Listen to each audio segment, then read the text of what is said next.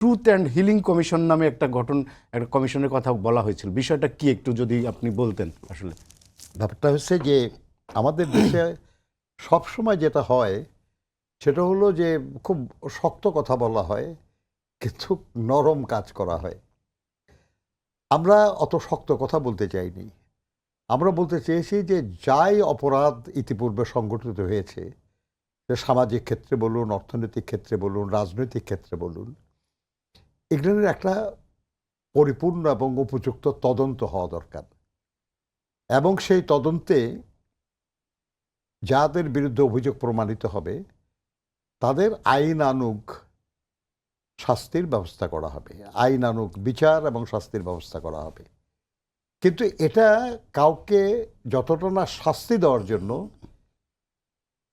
তার চেয়েও বড় হলো এই ধরনের অপরাধ যেন ভবিষ্যতে না হয় তার একটা পরিস্থিতি বা পরিবেশ সৃষ্টি করার জন্য।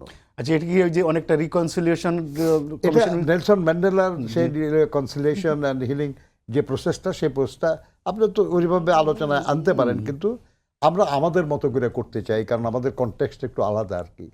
এই কনটেক্সটটা আমরা এটা করতে চাই। অর্থাৎ মূল কথা যেটা, সেটা হলো দেখেন, আমরা বিএনপির রাজনীতি হিসাবে আমরা নিয়েছি যে আমরা আপনার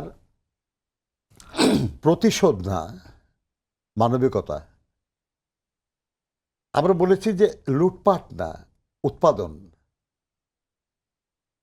ভয় না, অধিকার। বৈষম্য না, ন্যায্যতা।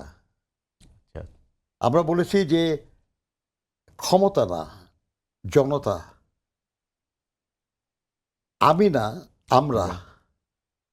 আমরা না, দেশ। সবার আগে বাংলাদেশ।